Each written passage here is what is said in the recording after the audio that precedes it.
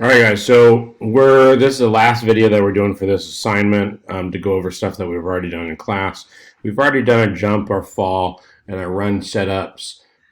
We need to we've dialed in the jump and the fall. Now we need to kind of add a couple components, which means that we're going to end up having to modify um, our playground. We have a platform and we have a ground.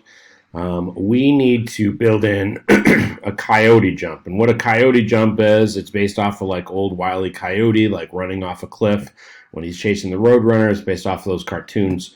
Um, and we want to give the player a little bit of time to be able to be reactive and hit the jump if they ran off of the platform to still be able to go up in the air. Which means that we're going to have to modify some things, because what we want is we want the player to be able to jump when they're in a fall state, but within a certain time of being in a fall state.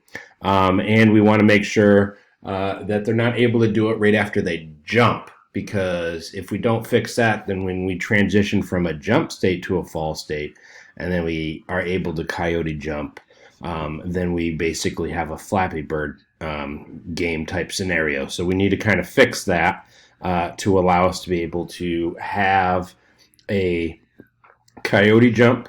And then the other pieces that we need to work on is, excuse me, for our ground and our platform, we need to kind of play around with the playground so that we can test that and make sure that coyote jump is working for if I fall off the ground, but it's also working if I fall off the platforms. And I want to additionally fix my jump so that if I am jumping, I can jump through a platform while I'm going up and then land on top of the platform when I'm falling down. So there's those things is going to mean that we have to modify our playground to be able to see it.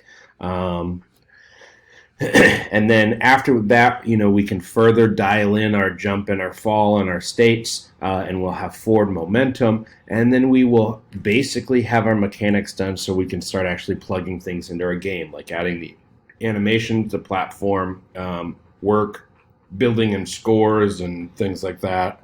And we can start fleshing out our game. So let's start with the coyote jump first. The coyote jump should only happen when I am falling, but I want to control when I'm falling. I don't want it to be when I go from a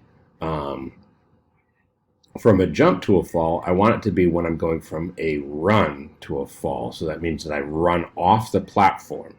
Okay, so let's see, we have in our jump state, we have this. This code right here is letting us know that we're going from, because we have a positive velocity down, this first part right here, that we are transitioning to a fall state. So this piece of code in our update for our jump state is something that we do want to have when we're in a run state.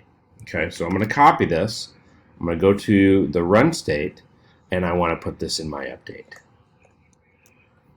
I don't need this, but I do want to transition to a fall state when we are going off the screen.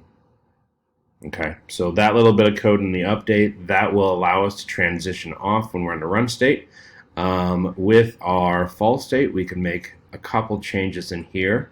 We have in our update for our fall state, if we collide with the floor, we want to transition to the run state. We also want, if we collide with a platform, so this dot subject dot sprite dot collides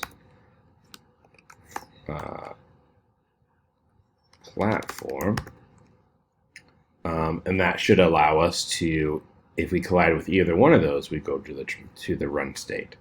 Okay, so let's build in the coyote jump. So in here, we do have to check some stuff because we're going to introduce some errors. So like what I said, we need to make sure that we're not going from a jump.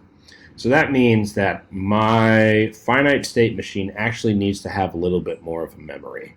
Right now, when we are adding a new state, as long as it is not the same as the state that we're in, If that state is poppable, we remove it, and then we just add the other state and move forward. What we need, though, is we need to know, like, right here, when we remove that state, what is this state? Okay. That way, if we are transitioning from the jump to the fall, I can check and see, is that one that I just left the jump, or if it's the run. Okay. And really, we want pretty much anyone is fine as long as it's not the jump. So in here, we need to have some memory. So let's go to our top of our FSM. We have a current state, next state. We're going to add a new one. This dot previous state, man, I cannot type today, is null. That's what we're going to start at. And then when we get into here, this is what we're going to do. This dot previous state is whatever the current state is right now. So that's going to be this dot get current state. Okay, so that will return whatever the current one is before I pull it off the stack. We still have here. Okay, we'll set it as the previous state. That's all that we really need to modify in our finite state machine. Okay, so in our false state, we want to dial in some type of control in our handle input to register that we are jumping. So I like the space bar. So let's go to our run. We'll copy the space bar piece of code and have that transition us to our false state, or from our false state to our coyote jump. So we'll use the jump as, because we're in the fall, we'll use the jump to do the coyote jump, the double jump, and the regular jump. So I'm going to copy this. I'll go to my fall state. I want to be inside the handle input. Okay. Now let's see. We need, when we're in the fall state, because if we have it like this right here, we're missing some stuff. So let's go ahead and run it just so we can see. All right, I'm pressing jump, and now we have an infinite. Because as soon as I go into fall, I can transition back to jump, and we can just keep doing that. So that's not very good. We also need to get rid of that bounce. That bounce is going to be annoying. Let's quickly fix that bounce. When we jump, we don't want a bounce. So when we transition to a run, we need to reset our velocity in our run to 0 for the y. So we're going to come here. We're going to say this dot subject dot sprite dot velocity dot y is 0. We'll just, any grounding there, we stop. Hard stop, no bounce. Okay, all right, so in our fall state, yes, we want this, but we need to add some more. We need to make sure, that the previous state, so this dot subject dot fsm dot previous state is not equal to this dot subject dot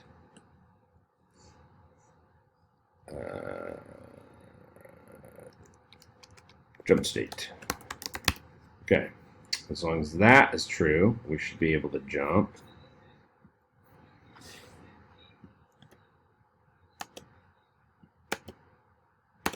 What I want is I don't want it to fire all the time when I'm going off. Okay, now I'm going to check to make sure that we're in here. So console.log coyote jump.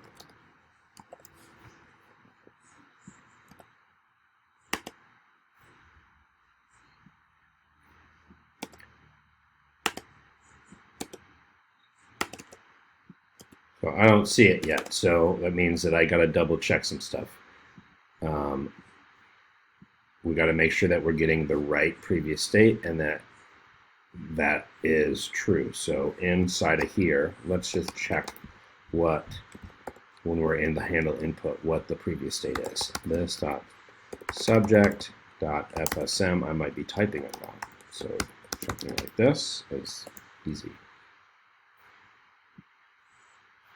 Okay, we're in the fall, giving us jump state. Fall is jump state. There's run state. So actually, we don't know if it's working yet because we're not allowed to do it during a jump, after a jump. So we need to do it when we transition to a run.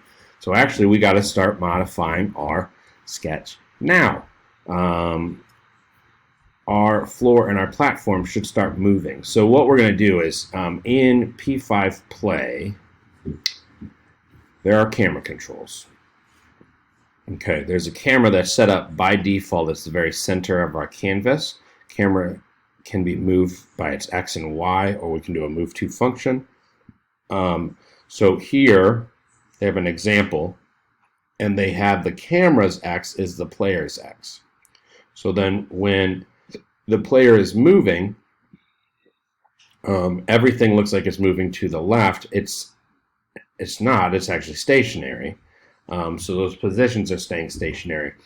So what we're going to have to do is we'll have to implement for our player to start moving and institute a type of velocity for our player. So I'm going to go back here, and for my fall state, run state, and jump state, I'm going to give it a starting velocity. So this dot subject dot sprite dot velocity dot x is, and I'm going to do 4.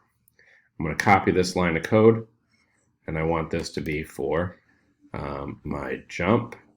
So I'll do this when I enter my jump.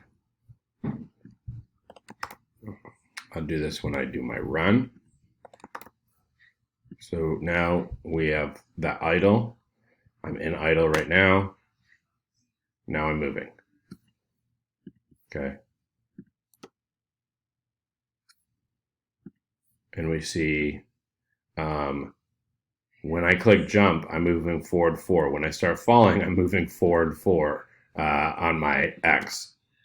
So that's why it's kind of looking like that. But it's not moving with the screen. So the way that we can do that is in our draw, we can choose. Now, you controlling the camera movement, you could do all kinds of different lerping behaviors to smooth it out. You could lock the camera X and the camera Y. I personally think that, doing like the camera X, positioning that on the player, but maybe we want the player to actually be a little bit to the left of where that camera is, but I want it to move with the player. So I might do something like camera X is equal, if instead of just doing player dot sprite dot X, so just seeing where that is. Now we're moving. Okay. We could do something where we want that position, but want maybe like 100 pixels so that we are offsetting a little bit to the side. The camera's still here. So we're saying the camera position is going to be the player plus 100 pixels to kind of put us where the player is off to the left. And it's still the same thing. We're still falling. Now let's see if we can coyote jump. Oops, I just normal jumped. So there's my coyote jump right there. So we kind of have it, but it seems like my jump is not very strong when I transition. And I don't want to allow them to be able to push coyote jump at any time. So we're going to need to kind of dial that in. And we can do different things. We can change the heights of the platforms to find out what's happening and test that I'm able to do a coyote jump. So let's go ahead and do that. I'm just going to move my platform a little bit more to the left so that I can just land on it, or I can have my player start landing on it. Either one. Let's do width minus 100. Nope, doesn't have us land on it. Minus 200. There we go. Now let's start our player up higher. So we'll be up higher. There we go. Okay. Now we start by default, our first position is idle. If I wanted to just kind of quickly test if I could coyote jump, I could start my default position as run. So I could do that by dynamic creature. We create all these states, and we're passing in that they're idle. That's when we create them. So in here, we passed in idle. Let's pass in run. It's just a quick down and dirty way for us to be able to test these. What did I do?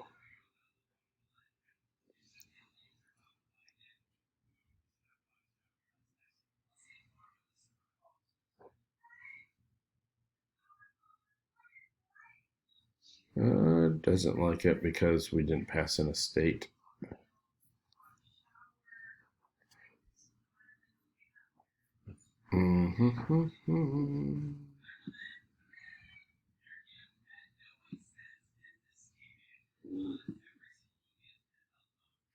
So right here, we never set the initial state.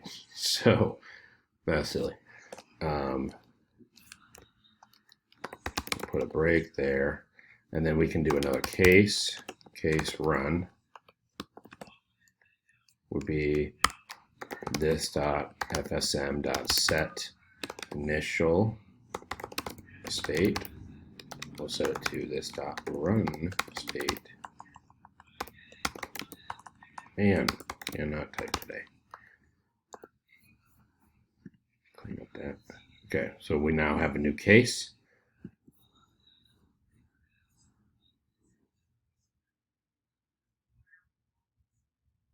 No, reading a constructor.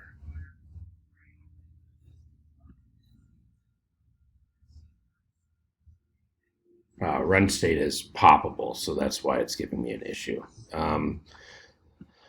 So we'd have to transition it a little bit. We could have it as soon as they collide at the bottom of the idle that we can automatically do a run. I forgot that I set it up like that. It will take a little bit more work to try to change that. So because that's not a way that we can do it, as soon as we jump, we're not going to end up hitting that platform. Let's start moving, making our platforms move and reset so we can start testing this. So I want to do this for the ground, and I want to do this for the platform. Okay, this is where we could use groups in P5 Play. So what we can do with the group is that we can basically create, because I'm not doing like a full development, this is just a playground just to test some stuff. We can do a group, which is kind of like a template of what I want. So what I want as a default for my ground or my platforms. And then I can choose to actually create multiple of those. I can change those positions. I can access them individually by their position in that group. And I can set commands to all of them. Okay, so we want to use kind of a combination of this. We want to create a group with some templates to create a ground in our platform.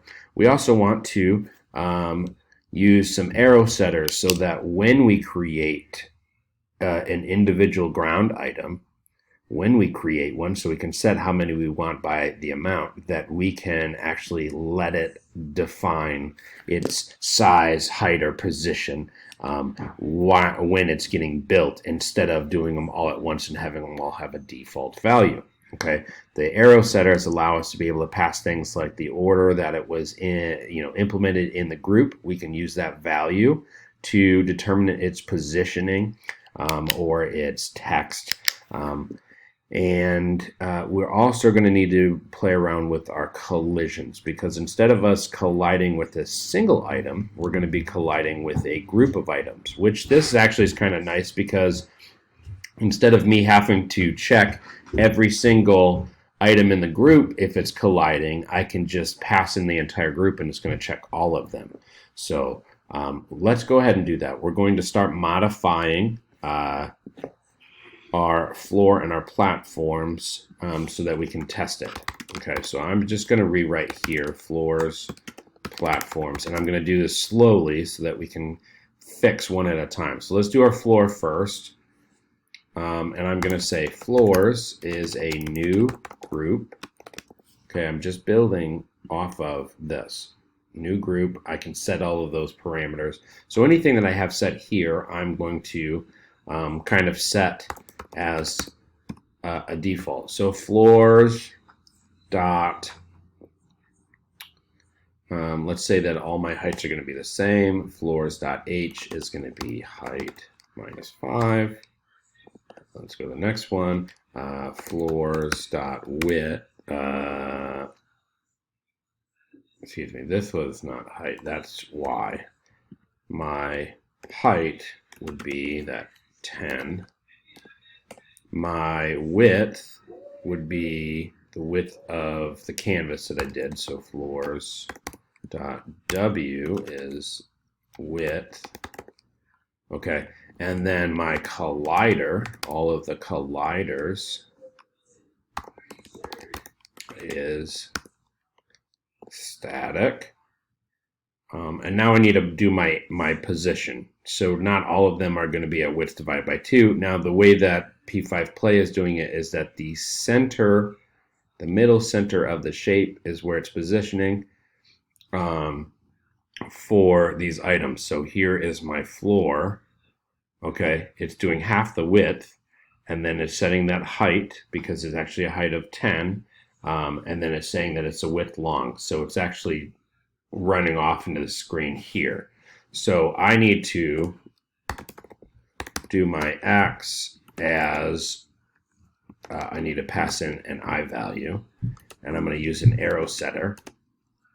And I'm going to say that I want I, so the first item is going to be at 0. I want that to multiply by the width, since all of them are a width long. So the first one will be at 0 is what it's going to be putting that x. So let's see that. So I'm going to comment out floors. And I didn't say how many. So floors dot amount. And let's just say 2. Okay, there's my floors. So the second one, that would be that times the width. Let's see if I move what that looks like. Now it says you're trying to check for a collision with a sprite on or a group that doesn't exist. So what did we have? So when we click jump, not there, it's in our false state. We are checking for a collision, not with floor right now, it's actually with the group. So that's floors. There we go. There's my 2 things. Okay. Now I need to do a reset of those floors so that they are resetting appropriately. So let's go ahead and check our draw. In here, we need to reset the floors. Okay, so I would use a for of loop for this. So we're going to say for let floor of floors. Okay, so we pass that in. It means I'm looking at each one individually. I'm going to say if, now I need the right side of the floor to be less than the left side of the canvas, and then shift it. So the right side of the floor would be floor.x plus half that floor's width. So floor.w divided by 2 needs to be less than the left side of the canvas. Okay, which, and if I put 0, which is what we've done before, that would be this side here. Now, we are actually putting a velocity on our player. That means they are going to continually move to the right. That means that the left side will be increasing in relation to the player. So an easy way for us to kind of do this is we can use the camera position to decide how we're going to reset stuff. So I'm going to use the camera position and then look to the right or the left of it. So if it's off the screen, then I want to reset it. If it's not off the screen, then I'm just letting it run. So I'm going to say instead of 0, because it's going to be a massive issue for you, we're going to use stuff all in relation to camera X. So I need to find the left side of the screen. The camera X and Y position by default, regardless of wherever we want to position our player in relation to the camera. The camera is always set in the center, X and Y, in the center of the screen. So if I look at half the width to the left, that would be my left canvas, and half the width of the canvas to my right would be the right side of the canvas. That's what I could use. So I'm going to do camera.x minus the width of the canvas divided by 2.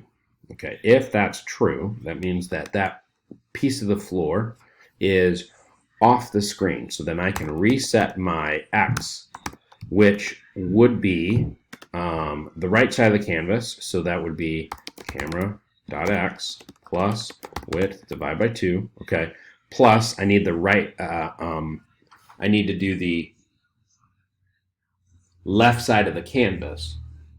This is almost like an algebra problem because basically I wanted to find where those points are equal. Well, the right side of the canvas would be floor.x plus half the floor's width, or excuse me, minus half the floor's width would be the left side. And to move it by itself, I'd have to add it. So it's going to be plus floor dot width divided by 2. That would reset. So let's look at our resets. We should now have resetting pieces.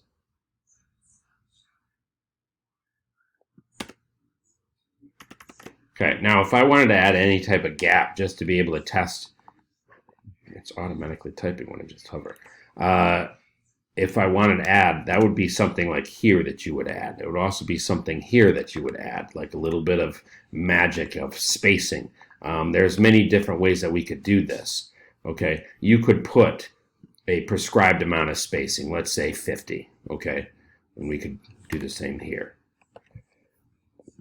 And when we run, now they're always going to have a space of 50 for each one that's resetting.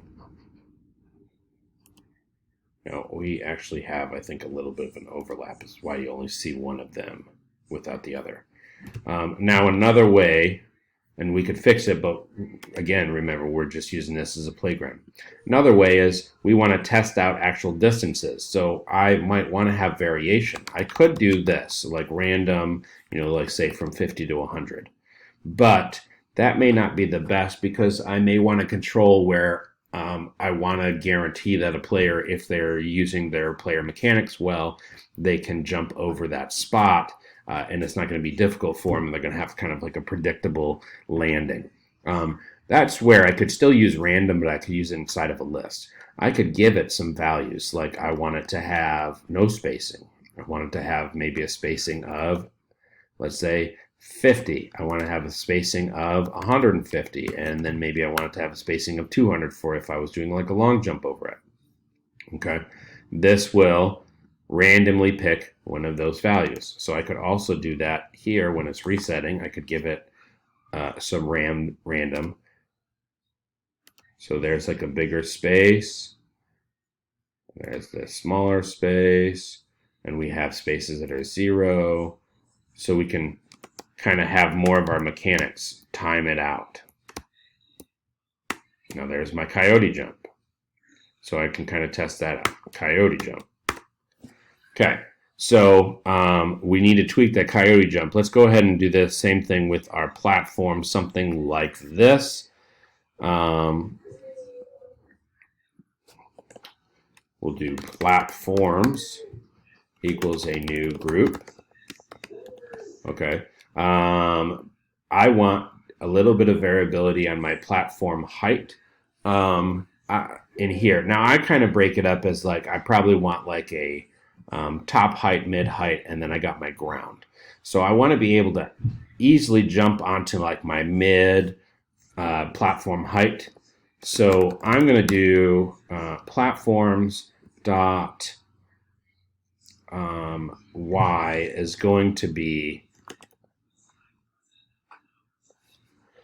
an arrow setter. So let's do this. We want random of, let's say, our default right now is height minus 200. I think that's a little bit too high. So let's do height divided by 2, and then I'm going to shift it down some. So let's say by 50. That might be one of them. And then maybe I want height divided by 2 plus, let's say, 25. That might be the other one. Okay. My platform height is going to be 10. So I'm just building off of what I already have here. My platform width, I want that to be a little bit variable also. So .w, I want that to be variable.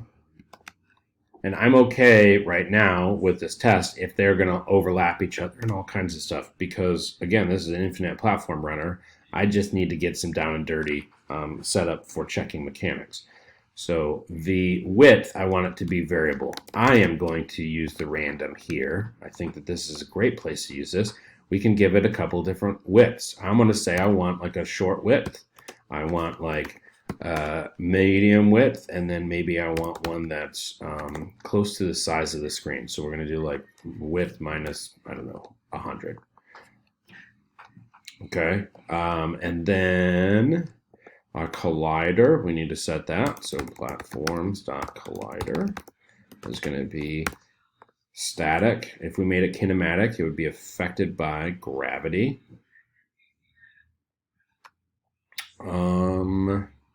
We need to have our x. So let's do platforms.x. This one's also going to be one where you got to use an arrow setter. Now we could do all kinds of things in how we're spacing this out. But when we first do it, I want them to look at kind of like where they are. I don't want them to all start out stacked. So I want them to kind of go off and then reset their height, their width, and kind of their interval. So we'll do this. We'll multiply it by, let's do half the width so that we can see some of them kind of closer to each other. So that's how we're going to start it. And then we'll say the amount that we want is maybe like 5. And we can play around with this. So let's comment that out. We can rerun our code. There's a platform. Oh, now we get another error. It says, error. Sprite cloud, you're trying to check for something that doesn't exist. Well, this is the same error that we found before. Let's go to our false state. We're not colliding with platform. We're colliding with platforms. I should fix that.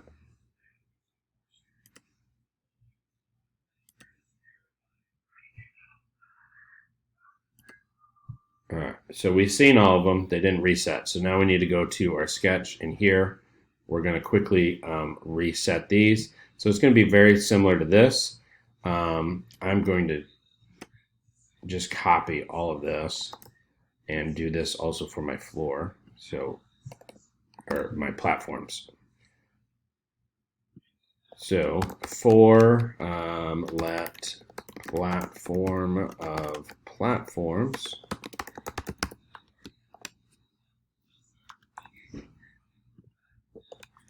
and then I need to change all of these. So there. Those are all going to be, selected the wrong side. Platform. I was just control multi-cursor select. It's just hitting control while you're clicking. Okay, so we wanted to reset each one of those. We want the left side once it goes off, so we already have that. Now, in here, though, what else do we want to reset? We are resetting the interval. That's what we have here, so we can go and pull whatever our interval was, which was not really anything yet. So we might want to put some specific distance in here. And now I would say that your intervals should probably be a lot larger than your ground. So you're not always hitting that. So we're going to do, let's say 200, 300, 400, 500. Okay. And then let's do different heights. So platform dot y will be reset to one of these.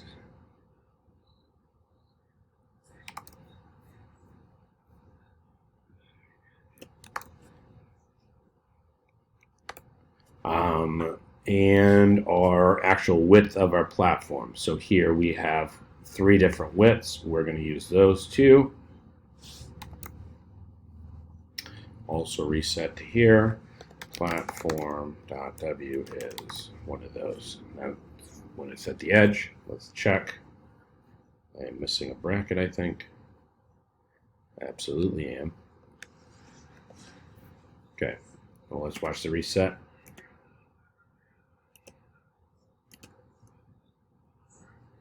Well, now we got kind of like a game. We are able to interact. Oh no! Okay, but it is resetting. We lost our player, so it doesn't have anything to shoot. Okay, so now we have a situation where we can test our coyote jump. And we also want, while we're doing that, it might make more sense to make it so that we can actually phase through. Let's do that afterwards. All right, so our coyote jump. When we come into this jump, we need to dial in the strength because we're dialing in the specific strength, but let's look at when we are looking at a sprite because there's some examples here. Okay, advanced movement. So this apply force that we've done. Now when we click, the more we click, the more force we are beginning to apply. Okay, and it doesn't take much to change direction when I stop and let gravity take over. But if gravity takes over, I have to, regardless, I have to apply more force. Okay, so we need to actually kind of set up, like if I let this go all the way up, I have to press a lot to try to slow it down and make it change directions. So that means that, see right there, that means that our force, our normal force when we are on the ground is not enough.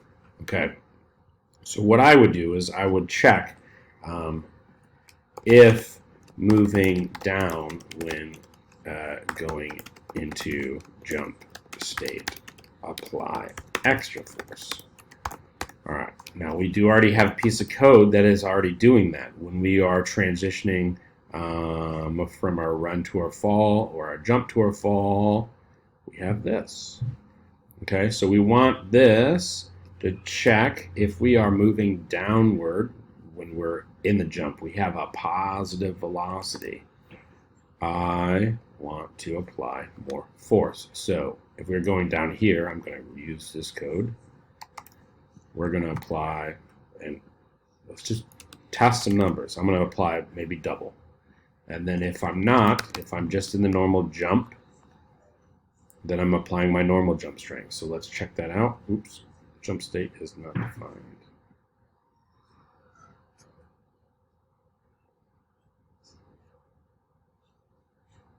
Line 8.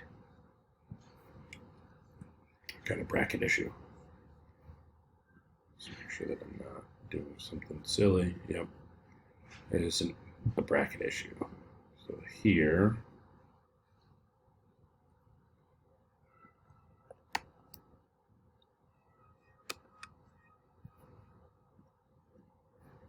okay, let's rerun. Okay. So now let's coyote jump. Ooh, that's not too bad. Now I might want to, I definitely don't want my coyote jump to be larger than my normal jump. And that is pretty large. I also don't want to be able to do it after I have fallen for too long. Let's reset. And it should still happen even if I'm falling off the ground platforms too. Okay, so maybe I might dial this in instead of 2. Maybe I'm going to do like 1.5, but it's somewhere where I can play around with dialing in and make it something that I want. We also need to put in some type of timer.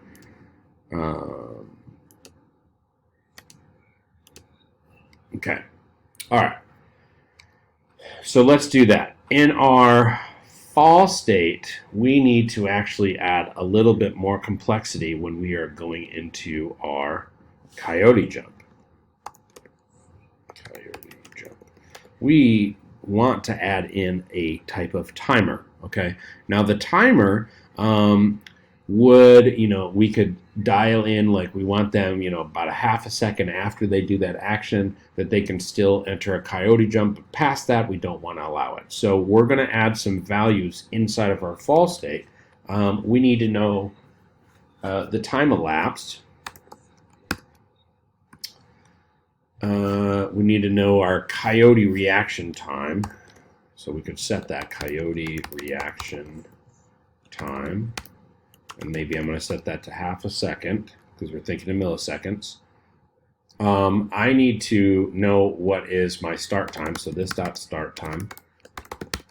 And I need to know what my current time is. Okay, so start time will start out as null. We don't have a value. It gets set when we go into enter, and it gets reset in the update. Elapsed time, that would be the time that has passed. We want to check that the elapsed time is less than the coyote reaction time, then we should allow it to go in. So that will also start out as null. Okay, when I enter into my fall state, this dot start time will be whatever the current time in millis is. Okay, so that resets my start time. That's fine. Now in my update, because it's something specific, my elapsed time is that current time. So the millis minus the start time, this dot start time. Okay, now in here, I want to check. So I got first, I'm pushing spacebar, I am the player, I am not in a jump state, and my elapsed time is not greater than coyote time. So this dot elapsed time is less than or equal to this dot coyote reaction time. Okay, so this will allow us to do coyote jump still, but we will be limited on how long we can do coyote jump. Let's try.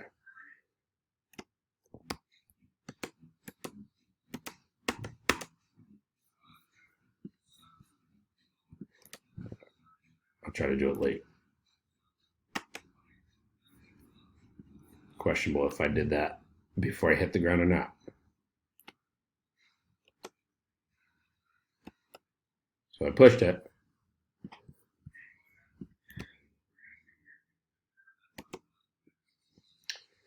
So that was jumping. So you can dial in, this is working. You can dial in though now if that was coyote jump. You could dial in now the amount of time. How much do you really want to give that player? So this is really a lot more skill-based now than what it ever has been. But you can adjust this right here. This would be the reaction time. And this could be specific to the player. You could even level this up. Maybe they end up getting some type of power-up that allows them to react longer, okay, to being able to jump, okay. Other things that we would need. Now we need to be able to pass through when we go up and then not pass through when we go down. Okay, so let's look at, not group, let's look at overlap. So here, we can actually test instead of when they collide, but we can also test when they overlap. They'll return true and false and do all kinds of cool stuff. But we can use it to kind of modify the abilities also. So like right now, we have an object that collides. But we could switch back and forth by, maybe applying some type of key command and making it so we could face through walls or something, which is basically us jumping through the platforms. Now, there's other ways that we could do this. We could take away the collider for the player, remove it, where we've seen that before with the collisions.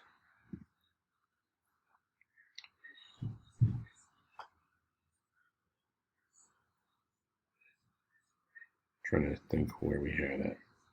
So if we change this to none, passes right through. So it does kind of the same thing. However, I do kind of like the idea of it, of us having overlaps, because I'll return true or false if it happens. And then if we wanted to do any specific type of action during that time, then we could do it. Okay, so inside of my jump state, this is where we're going to have to start tweaking some stuff. In my jump state, when I enter the jump state, I want to be able to jump through objects. So that means that I'm going to change this .subject.sprite.overlaps platforms. I'm not doing it for the ground, just for the platforms.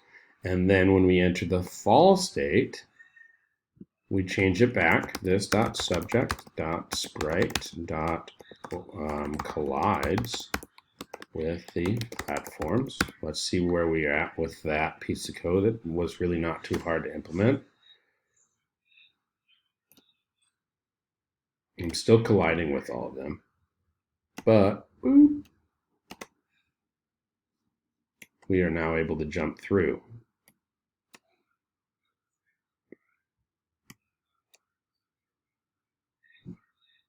Okay. So now let's implement our last little piece of code. We want to be able, if we're on top of a platform, we want to be able to phase through the platform if we're hitting down, like we're kind of jumping behind it. Okay, so that would be when we're in the run state. Let's pull code from a false state when we're pressing down. Let's pull this code. We're in the run state. And we're going to have to tweak a little bit of stuff in here to make sure that this is working, because the issue that we have is when we go into here, when we're falling, we always want to interact with the platforms. So if we are pressing down to go to a fall state, then it's actively going to be looking for a collision, which means it's going to be transitioning us back to a run state. So we're going to be fighting the fall state, because that's what it's designed to do. It's designed to look for those things. So we're going to handle it in the run state, where we're just letting kind of gravity take over. We're making it phase through. And then when they're, they hit something else below it, then they're just going to transition back to run state. If they continue holding, they're going to fall. So they could fall through multiple platforms. We don't have them set up to falling through the ground. So we're going to say if they're pressing down into the player, this subject sprite overlaps platforms. Okay, now I just have down on there, but we jump through. I'm pressing down, and it's not doing it as much as what I want. Okay, and part of that is because it's looking for, I'm using presses, and that's only firing one time. I want to do it while I am pressing that key. Oops, not that one. Pressing the key.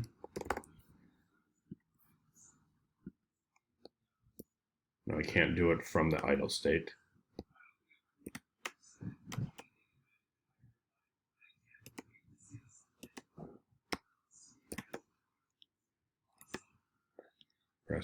pressing. Need to make sure if we're getting here. Console.log phasing through.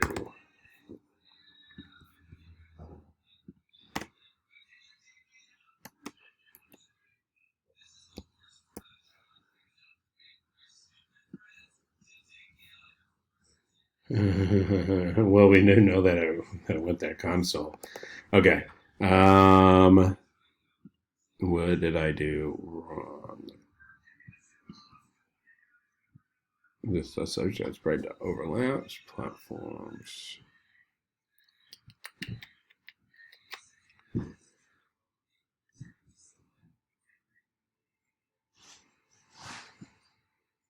Let's put it specifically to S instead of the down, just to make sure.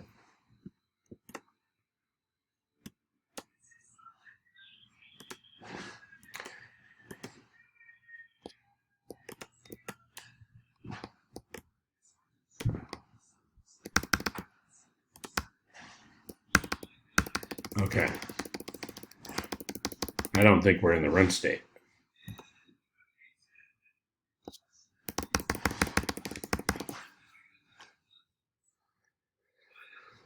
That is what I think is happening. Let's just double check that we are in the run state. We actually got a console.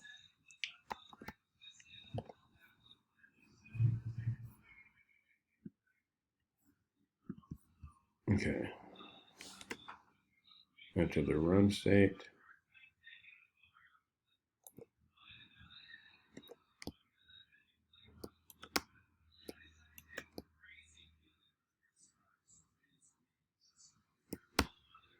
And it's saying passing through, but it's not continuing to do it. So we might have to tweak a little bit.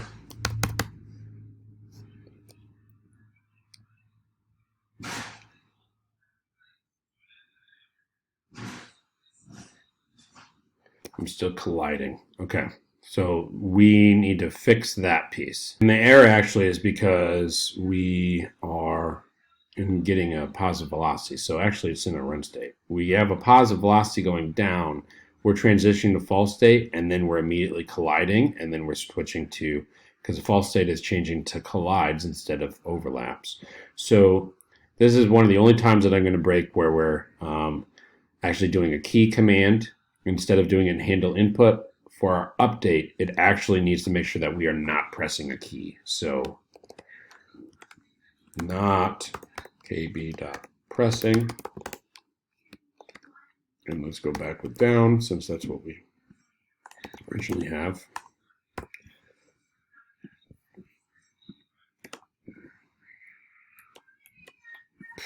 What was that?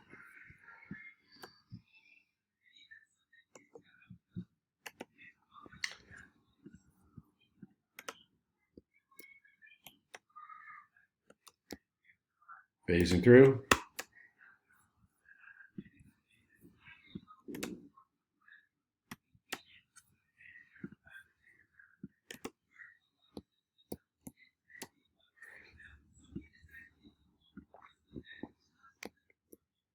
It does seem as soon as we transition to that run state, we need to go back to not overlaps.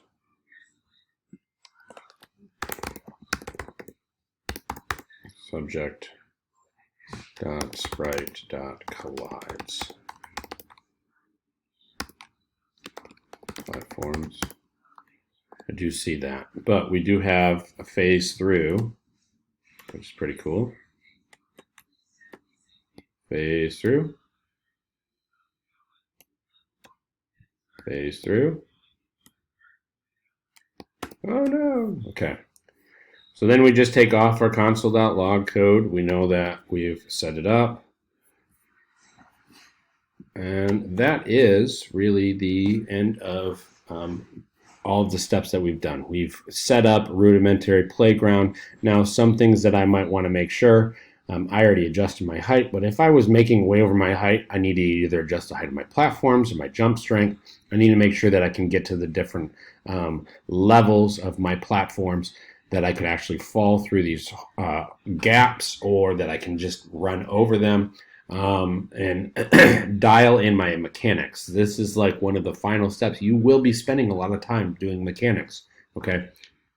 This is kind of the final step on what we want to do with jumping and interacting. The only other stuff that you guys would have for mechanics might be some type of attack, but you need to get these rudimentary physics mechanics down before you can do that, because you're going to have to introduce enemies, and the enemies are going to have to adhere to your rules before you can start doing some type of an attack. So in order of operations, mechanics always comes first.